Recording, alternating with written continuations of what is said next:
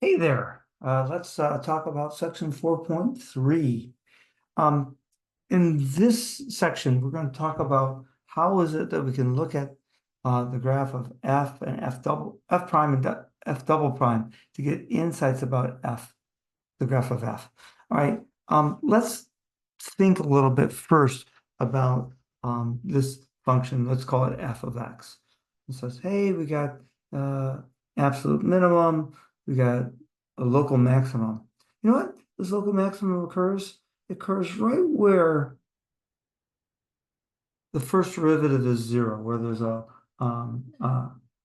tangent, a tangent line slope of zero, where the right. Oh, here's the local minimum. Oh, this also occurs where there's a tangent line slope of zero. I wonder if there's something to that. Oh, what about this one? There's another maximum. It's also it's a local maximum, it's the absolute maximum.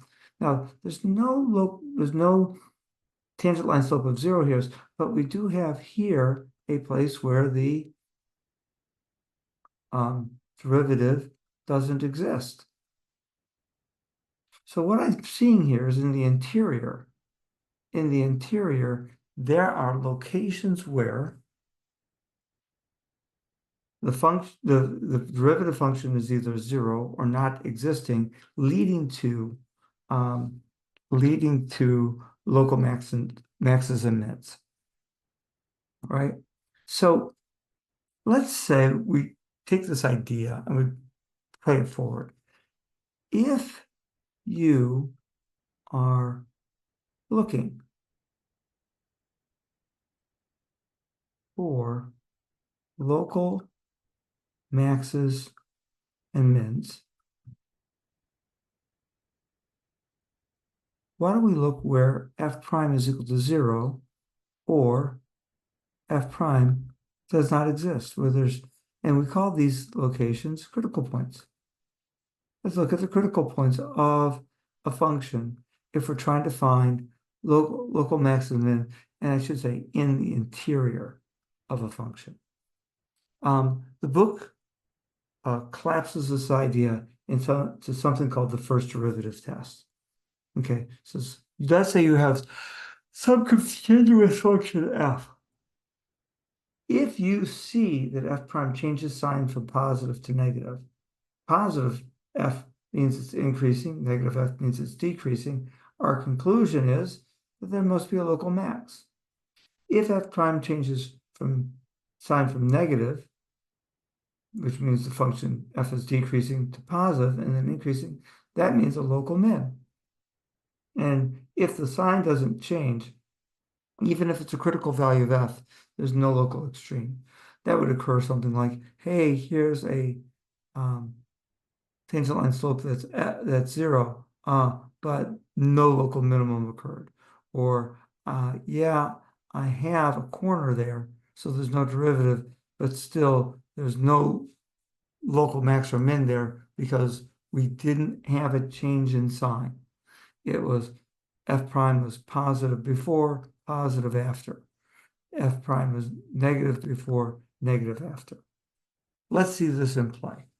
Use the first derivative test to find the local extreme values for this function, this cubic function. Identify any absolute extremes. So we start this process by saying, well, what is the derivative of this function? How about 3x squared minus 12? I'm going to set that equal to 0. I don't think there's any places where f prime is undefined, but I can see that I can factor out a 3. Or if I go any further, I can factor it as x minus 2, x plus 2. And I can see that at x equal 2 and at x equals negative 2, I've got values that make that first derivative 0.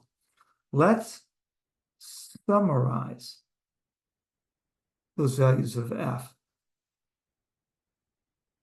I see that when x is really, really big, that this is positive. I can see when x is really, really small, putting negative a billion in there, I get also positive. And because I see polynomial factorization that both have degree 1, that there must be a sign change. Must be a sign change. So there's going to be negative inside. All right. Now, what does that mean? Well, it means that f of 2,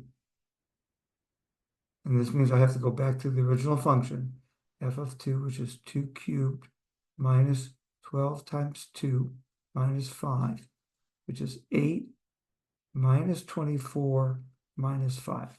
That's minus 29 and a plus 8. That would be a negative 21. Negative, okay, f of 2, which is negative 21, is a, and what did we see at negative 20? We saw increasing behavior, then decreasing behavior is a local maximum. Okay, what about f of negative 2? That would be negative 2 squared minus 12 times negative 2. Oh, I'm sorry, I got that in the wrong spot. Okay, that was decreasing and then increasing. Sorry, it's going to be a local min. Yeah, that's better. Negative 2 squared minus 12 times negative 2 minus 5, which is, sorry, try that again. It's cubed. So that's negative 8 plus 24 minus 5. So it's negative 4 minus 13. That looks like a positive 11. And at that negative 2, we were increasing and then we were decreasing. That must be, is a local max. Now, the College Board wants you to give a little bit more information to make this a complete answer. They want you to say that it's a local min because f prime changes from positive to negative at that location. They want you to say that this is a local, sorry, screw that up again, changes from negative to positive. They want to say it's a local max because f prime changes from positive to negative. All right? So this additional information is really important to the College Board. They want you to make those connections. How about we take a quick look at the graph of this function and see if all of this actually played out correctly. So I'm going to switch over to my calculator. Let's create a new window or create a new document. I don't want to save the old stuff. All right, now let's add a graph. And that was x cubed over arrow to get out of the exponent minus 12x minus 5. If I hit enter, all right. So what I'm seeing here, it does look like it was going down and creating a local min down there. It looks like there's a local max there, but they're above my viewing window. How about we change the viewing window a little bit?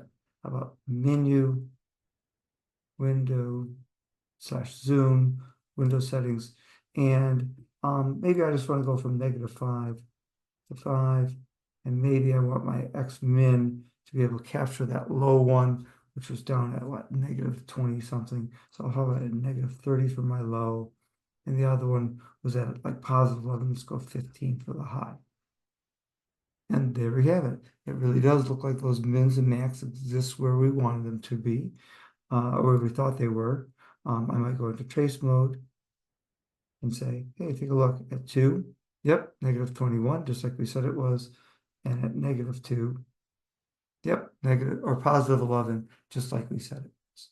Great. Now, last question. Are there any absolute extrema for this function? Remember, it started low, went down, and ended high. Now, I don't think there's any absolute extremes because this keeps on going down, down, down. This keeps on going up, up, up. There are no places where you can give me a value where I can't give you a higher or a lower value for that. So no, no absolute extremes. How would we justify that? Oh, maybe because the limit as x goes to negative infinity of this function is negative infinity. And how about because the limit as x goes to infinity of f of x is positive infinity? So therefore, there's no absolute extremes. Okay, let's take a look at another example. Harder function. This one's going to involve, looks like a product rule. G prime for this product rule problem is first is x squared minus 3 times the derivative of the second, e to the x being our second, so its derivative is e to the x, plus the second times the derivative of the first, which is 2x. Now, I want to set that equal to 0. And one thing I notice is that both of these terms have e to the x. We're going to factor the e to the x out of those two terms. All right. And then we're going to note that e to the x, if we set it to 0, this has no solutions. E to the x is never 0 for x being real values. This looks factorable. Let me rewrite this as x squared plus 2x minus 3. I think that factors as x plus 3 and x minus 1. So therefore, x minus 3 is a critical point. X plus 1 is a critical point. Let's see if we can, therefore, summarize what's going on with the signs in this situation. Looks, e to the x is always positive. So we have e to the x, which is always positive.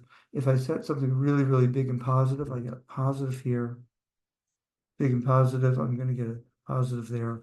And again, because these are first degree elements, there'll be sign changes at both of those values. So we got a negative there. Let's take a quick look at what's going on. How about at f of negative 3? It looks like that value is a local, see, it was going up and then coming down, local maximum. Why? Because f prime changes from positive to negative at x equal negative 3. What's the value there for that function? That would be e to the negative 3 times, let's see, negative 3 squared, 9 minus 3 times 6. So there's the value that is the local max. Remember, max and mins are always y values. How about at 1? That's going to be e to the first times 1 squared minus 3. That's going to be negative 2e. And we're going to call that a local minimum. Why? Because it was decreasing and then it started decreasing. And we can declare this to be a local minimum because f prime changes from negative to positive at x equal 1, at x equal 1, right? What's going on with the extrema there? Do we have any idea what's going on with the limit as x goes to negative infinity? Well, again, it looked like we had increasing behavior until negative 3, decreasing and then increasing again. I think if we explored this, we'd find that f of x as x goes to negative 50 is 0, that we're going to have some sort of asymptotic behavior leading to that first maximum. Then we'll have the decreasing behavior. And then if we were to explore this one more time, f of x as x goes to infinity goes off to infinity because this goes big, this goes big. So really what we have is something kind of like that. Okay, we'll talk later about how you can determine that is really the behavior on the right-hand side. We're going to graph this right now, and we're going to see that this is true. All right, so let's switch over to our grapher. I'm going to hit the tab key. I'm going to overwrite the previous function. If I remember correctly, it was e to the x times quantity, is it x squared? X squared minus 3. X squared minus 3. Enter. And there we have it. We see that little bit of rise there and asymptotic behavior towards the y-axis down here off to infinity. All of this means that, let's see, since we didn't go down to infinity, looks like this is an absolute minimum. Is this an absolute maximum over here? No, because this goes up. So we can declare that f of 1, which is negative 2e, is also an absolute minimum. There's no absolute max. All right. Let's take a look at this. Changing gears a little bit. We're now going to talk about concavity. In the previous section, especially, we talked about increasing and decreasing behavior for a function. This next step is talking about other kind of behaviors that we see in a curve. So imagine, if you would, something like this. We're going to call this shape concave up. Mr. Walters, my former calculus teacher, concaves up act like bowls. So imagine if it rains, it would collect in there. Concave down act like umbrellas. So if it rained, it would shut off. All right. Now, while those are good visuals, the mathematical definitions of concave up, concave down are more like this. If a curve is concave up, tangent lines lie below the curve. If a curve is concave down, tangent lines lie above the curve. Okay, now why is this happening? Well, the derivatives are changing, and they're changing in such a way that the, if the derivatives were constant, it'd be a line. But, so here's the derivative is 1, 1, 1. But what if the derivatives were getting smaller? 1, 1/2, 1/4. So these things were increasing at the same rate.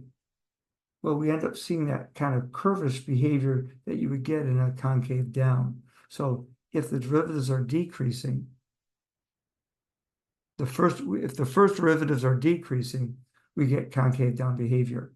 If we had something like this, negative, less negative, 0, even less negative, which means it's becoming positive, more positive, that's the thing that creates the concave up behavior.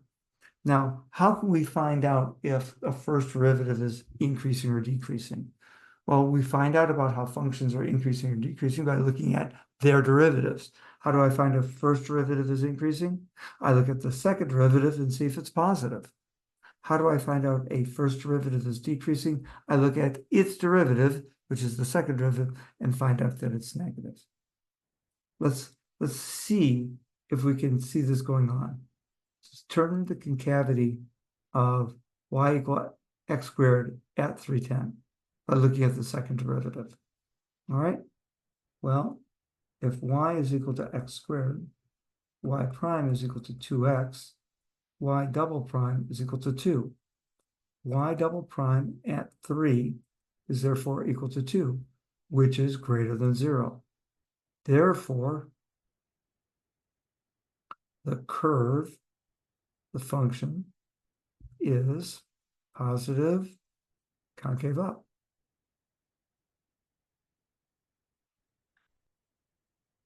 Why? Because f, in this case, y double prime at 3 is positive. Well, if we look at y double prime, it's positive everywhere. Oh, if I took a look at the function y equals x squared, do I indeed see concave up behavior everywhere? Anywhere I could draw a tangent line? Do all those tangent lines lie below the curve? You bet. All right. What about this next one? Determine the concavity of y equals 3 plus sine x on the interval from 0 to 2 by looking at the second derivative. Well, if y is equal to 3 plus sine x, y prime is equal to cosine of x, y double prime is equal to the negative sine of x. Let's try graphing that y double prime function. All right, so if I'm trying to graph that, I'd have to say, well, negative sine of x starts at 0. I think it goes up or down and then up. Try that one more time. It's a little bit better. And here is pi. There's 2 pi. And what can we say? Well, we could say that y double prime is positive when we're on what interval? When we're on the interval from pi to 2 pi. So that's where the curve is concave up. Well, the original curve is concave up. What about y double prime being negative when we're on the interval from 0 to pi? That conclusion is that y is concave down on that interval. Okay, so if we put that original curve into our grapher, we should be able to see that behavior. Let's try that out. 3 plus sine x. Tab, go up. I'm going to erase all that. Sine of x plus 3. Menu, let's zoom standard. All right. Oh, let's menu. Let's change the graphing window only to that 0 to 2 pi interval that we're interested in. 2 pi. There we go. Right? So do we indeed see, starting somewhere in here, a change so that the curve is concave up? Yep, and that'd be about pi. Do we see before that concave down behavior? It looks like the end, that ends about pi. That point on the original curve, so we're up here at 3, that point where the concavity changes has a special name. It's called a point of inflection. Okay, a point of inflection occurs where there is a concavity change. So watch out. This does not mean, doesn't mean f double prime equals 0, but rather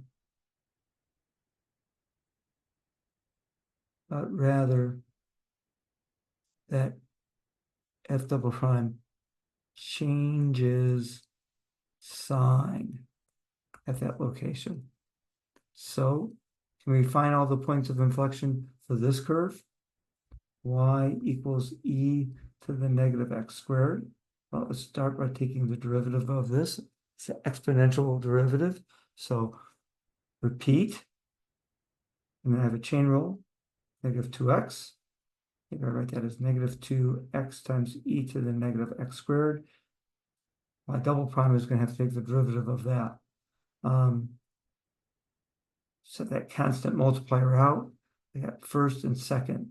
So first times the derivative of the second, repeat and chain, plus the second times the derivative of the first, which is 1. All right, let's clean that up. I got these e to the x squareds running around in both terms. Let me pull the e to the negative x squareds out. Let me distribute that negative 2 through it. So negative 2 times x times negative 2x is 4x squared. And -2 times 1 is -2. Okay, well, maybe I would have been better off just leaving it in 2e to the negative x squared, 2x squared minus 1. Now, where does that equal to 0? Wait, didn't I just say it's not where it's equal to 0? Yeah, but if I'm going to find out where there's a sign change in the second derivative, I'm going to need to know where the zeros are. There are no zeros coming out of that area because e to the power of some real number is never 0. I've got 2x squared minus 1. Where is that equal to 0? Where 2x squared is equal to 1, where x squared is equal to 1/2, where x is equal to plus or minus 1/2. So here's my minus 1/2. Here's my plus 1/2. I'm looking at those sign changes. It's going to be positive on the two extreme ends, and at 0, it's negative. So points of inflection for this case are going to occur at the point -1 comma something and 1/2 comma something. And for that, of course, we go back to our original function. This would be e to the -1/2 x squared. So how about -1/2 comma e to the -1/4, and it looks like I get the same point, sorry, the same y value out for that y value for both of those points of inflection. Let's take a quick look at this graph and see if everything confirms. So I'm going to go back to tab up. I'll do control clear to get rid of that. E to the power of negative x squared, enter. Menu, I'm going to change the zoom back to standard. All right. What do we see? Well, I think if I zoom in, I think we clearly see that we have concave down behavior in the middle. Zoom in. Okay. So concave down behavior in the middle, but then concave up on either ends. And so it seems legitimate. Again, if I go to trace mode and put in -0.5, which was one of my x values for the inflection point. Yep, that looks like there's a change in the oh, I'm sorry, that's not the right value, is it? This is the square root of 1/2. Sorry.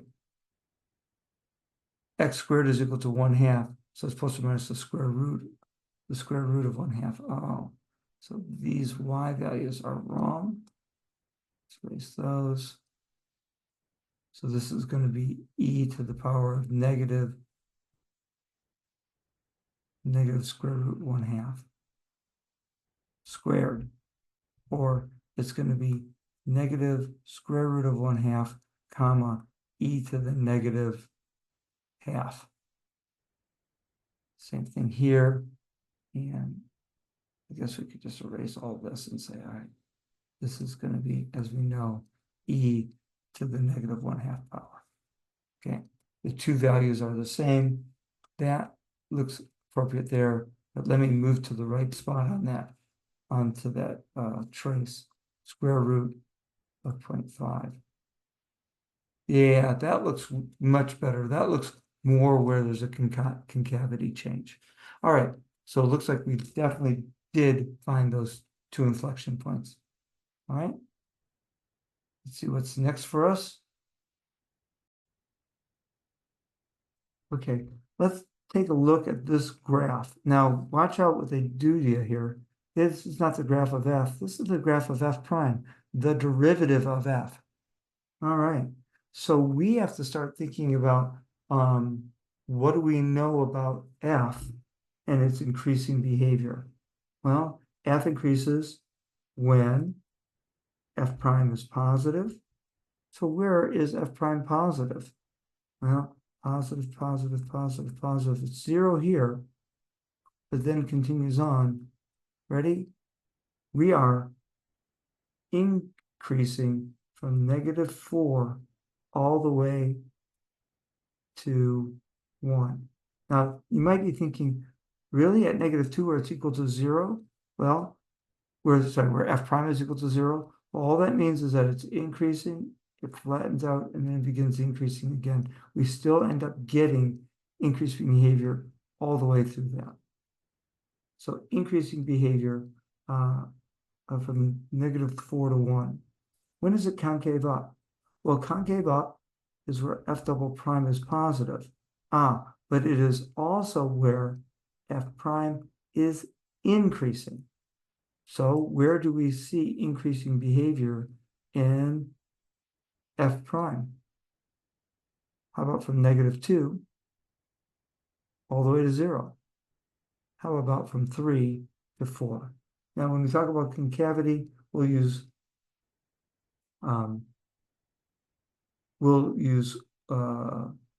open notation on that. So from 0 to 2, and then from 3 to 4. All right. Third question: which coordinates have local extrema? So it's really easy to go, here's a local extreme, here's a local extreme, which would be the correct answer if this was the f function. This is f prime. I'm looking now for changes in the sign of f prime. Where does the change in the sign of f prime happen? At x equals 1, it was positive, then it became negative. And that's the only place for it changed signs. Okay. Where are the inflection points for f? Well, where does the first derivative go from being increasing to decreasing or decreasing to increasing? Well, I'm decreasing and then start increasing. So I say that x equals -2 is one place there's an inflection point in f, because the first derivative changes from decreasing to increasing. What about here? At x equals 0, the function was increasing and then become decreasing. And then what about here at x equals 3? A third place where the function in this case changes from decreasing to increasing. All right, let's take a look at this last problem. No, I guess not the last problem. A particle moves along the x-axis with this position function. Find the velocity and acceleration. When is the particle moving to the right? When is the particle speeding up? Alrighty, so velocity is the first derivative of position. In this case, position is given as x. So what is the derivative of x? How about 6t squared minus 28t plus 22. So there's the velocity. What about the acceleration? Oh, which is the derivative of velocity. About 12t minus 28. There we go. So that ticks off these two. When is the particle moving to the right? We associate right moving with the velocity being positive. So we might ask the case, when is 6t squared minus 28t plus 22? When is it? Oh, we're going to say equal to 0 first. Factor out a 2. 3t squared minus 14t plus 11. Does that factor? 3t. I'm going to go with minus 11 and t minus 1. Let's double check that. 3t times t is t squared. -3, -11 adds up to -14. And then positive. Yep. So that leads me to a number line with, and this is for velocity. T equal 1 is one of the places where there's a 0. 3/11ths. No, 11/3. Oh, 11/3 I think is over here. Right? Yep, that looks pretty good. And I would say positive, negative, positive. Again, putting a really big number in there, I'm going to get a positive value, and I'm seeing sign changes at each of those degree 1 binomials. So when is it moving to the right? When velocity is positive, it's moving to the right. Ooh, when we're lower than 1, but it's only as good to t equals 0. So how about we're moving to the right when between 0 and 1, and we're also moving to the right when t goes from 11/3 onto infinity. All right, last question. When is the particle speeding up? Remember that speeding up means that velocity and acceleration are same signs. Remember that slowing down means velocity and acceleration are different signs. All right, so we've got a sign chart here for velocity. What's the sign chart look like for acceleration? Acceleration. If we set acceleration equal to 0, we get 12t is equal to 28. It means that t is equal to 28/12 or 14/6 or 7/3. So 7/3, which is, by the way, right in between the 1 and the 11/3. And it looks like acceleration is positive on that side and negative on that side. Okay, so at 11/3, velocity is positive and acceleration is positive. So the particle would have, again, velocity positive, acceleration positive, same sign in there. So speeding up definitely from 11/3 to infinity. Now, lower than 7/3, and there's a portion here where velocity is negative, so it would also be speeding up when we're between 1 and 7/3. Because in those two instances, this is double positive and this is double negative in terms of velocity and acceleration. All right.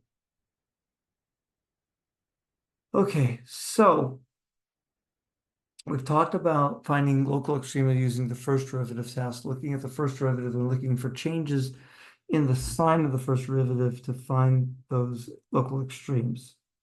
There happens to be another way to look for local extremes, and that is called the second derivative test. Let's take a look at this particular combination of things. Second derivative is negative. Second derivative is negative. That means the curve is concave down. First derivative is 0. Which means we got a horizontal tangent. Do you see how those two combinations lead to the conclusion of a local maximum? Let's try that again, this time in blue. Second derivative is positive. That means we've got something that's concave up. And we have a first derivative, which is a is equal to 0, which is a horizontal tangent. Do you see how those combinations lead to a minimum value? Now, if you have a critical point, first derivative is equal to 0, and the second derivative is not equal to 0, the test is inconclusive. It doesn't say that there is or is not an extreme there. We can't tell. All right? So that's the downside of this particular test. Let's give this a try. Find the local extremes for this function. Well, f prime is equal to 3x squared minus 12. Set this equal to 0. 3x is equal to,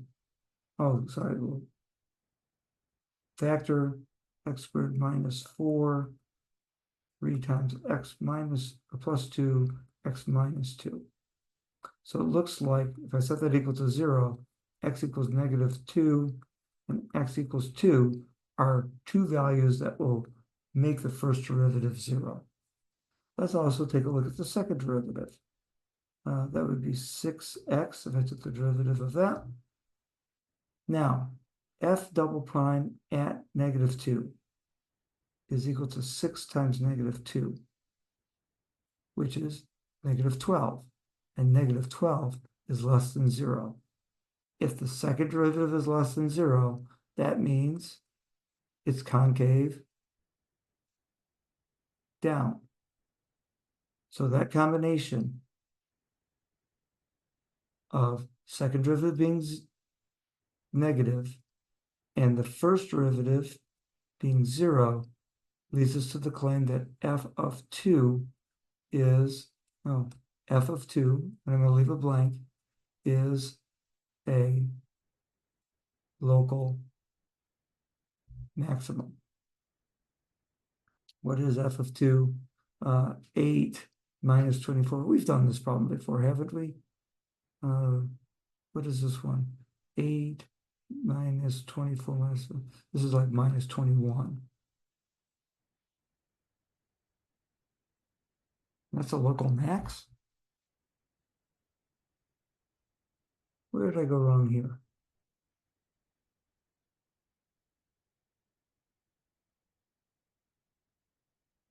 That's right.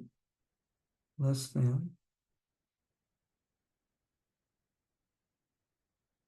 Oh, I'm sorry. So this is f of -2. That's -8 plus 24 minus 5. That was the one that was 11. There we go. And again, why is it a local max? If we want to give the good College Board answer, it's because f prime of -2 is equal to 0, and f double prime of -2 was less than 0. Right? Do it again. For 2, f double prime of 2 was 6 times 2, which is 12, and 12 is positive. So our conclusion, f of 2, which I think we said was -21, is a local min. And what's our reasoning? Because f prime of 2 is equal to 0, and f double prime of 2 is greater than 0, right? And this is everything that the College Board wants. It wants all of those words and all those values to make a good, solid conclusion. All right. How about this next one? So here's a function. I'm going to identify where the extreme occur, on what intervals is it increasing or decreasing, and concave and concave up and concave down. All right. Oh, wait. This is already the derivative. That's good. When is the derivative equal to 0? When is 4x cubed minus 12x squared equal to 0? factor out a squared. 4x minus 12 equals 0.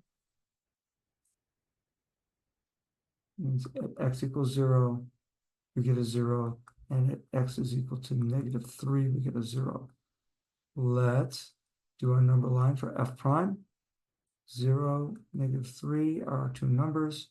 For really, really big values, we're positive. There is no sign change at 0, because that's a second order, that's a second degree, and then there is a sign change. So where do extremes occur? Extreme occurs where? At x equals -3, because f prime changes sign from negative to positive. We can even say that the extreme is a local minimum, right? And that's the only extreme that happens. Intervals of increasing and decreasing. Well, I see that f is decreasing on the interval from -infinity to -3 square bracket, and then f is increasing on the interval from -3 to infinity. And why? This is because f prime is less than 0. Why? This is because f prime is greater than 0. All right. How about concave up and concave down? Well, to handle concave up and concave down, I need the second derivative. Second derivative of this is going to be 12x squared minus 24x. So that equals to 0. And to do that problem, I can factor out a 12 and an x, and I get x minus 2 on the factorization. I do indeed. So where does that equal to 0? At x equals 0 and at x equals 2. So if I summarize what's going on with the second derivative, 0 and 2, at really big values, we're positive. These are singular factors, so there's sign changes at both of them. So how about it's concave up on the interval from -infinity to 0 and from 2 to infinity? And how about it's concave down on that interval in between, on the interval from 0 to 2? All right, take a look at this. And this is our last example. Here's a function. Function is continuous on the interval from -4 to 4, and this is the graph of f prime. Can we write the x coordinates of the local extrema and for the points of inflection? Okay. Local extrema. Again, what are we looking for? Looking for sign changes in f prime. I see a sign change here. And by the way, I can recognize that as that's where a local max in f would be. There's a sign change here as it goes from negative to positive. So at -1, and that would be a local min. Is there a sign change here? Yeah, the derivative used to be positive and became negative. So x equals 0 is the sign change. And that will be a local max. And there's another sign change right there.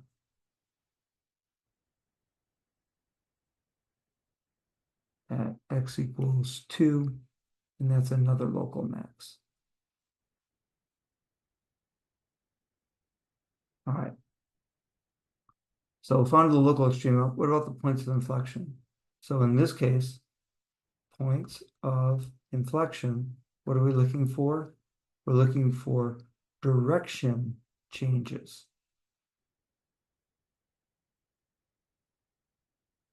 in f prime.